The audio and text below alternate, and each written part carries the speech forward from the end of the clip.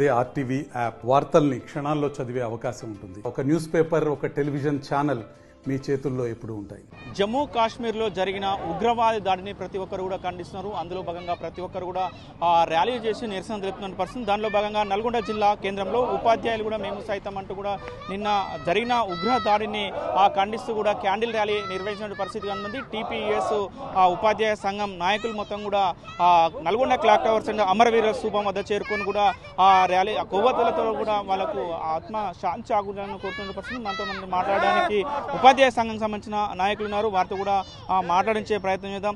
జమ్మూ కాశ్మీర్లో జరిగిన ఉగ్ర దాడిని ఈ విధంగా చూడు. అమాయక హిందువులపై కాశ్మీర్ పహల్గాంలో జరిగిన హత్యాకాండను తెలంగాణ ప్రాంత ఉపాధ్యాయ సంఘం రాష్ట్ర శాఖ పక్షాన తీవ్రంగా ఖండిస్తున్నాం.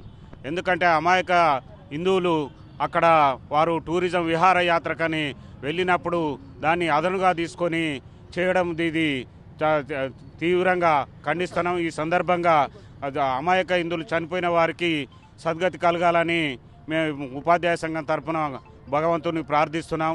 అయితే ఏదైనా మనం సిద్ధాంతపరంగా ఉంటే వాళ్ళు ప్రజలలో ఉండి పోరాటం చేయాలి, కానీ ఏదో చావు దెబ్బగా పొదల చాటున ఉండి ఈ విధంగా హత్యాకాండను తీవ్రంగా ఉపాధ్యాయ సంఘం ఖండిస్తుంది.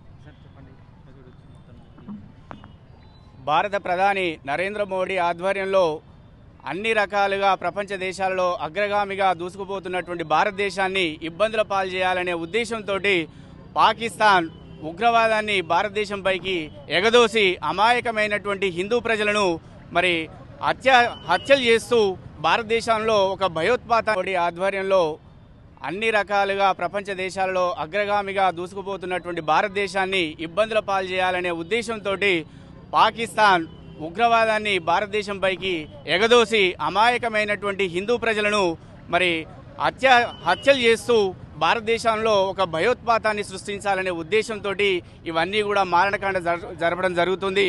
మరి ఇలాంటి మారణకాండ వల్ల భారతదేశము ఏ రకంగానూ వెనకడుగు వేయదు.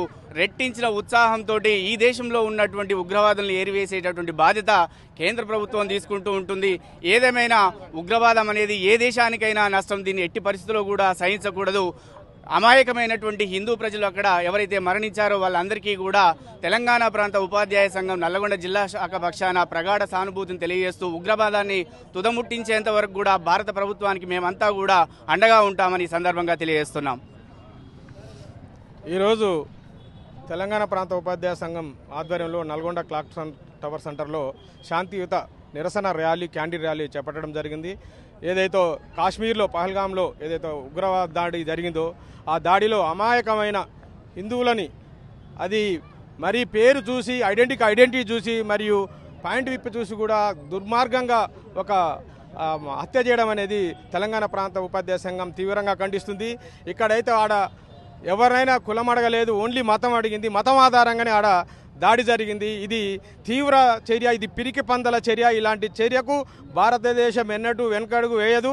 అది లష్కరే తోబా కానీ టీఆర్ఎఫ్ కానీ ఇలాంటి ఉగ్రవాద సంస్థలు ఇక్కడ ఉన్నాయి. వాటిని కూకటి వేలతో పికలించాల్సిన అవసరం ఉంది. భవిష్యత్తులో ఇలాంటి దాడి జరగకుండా చూడాలి.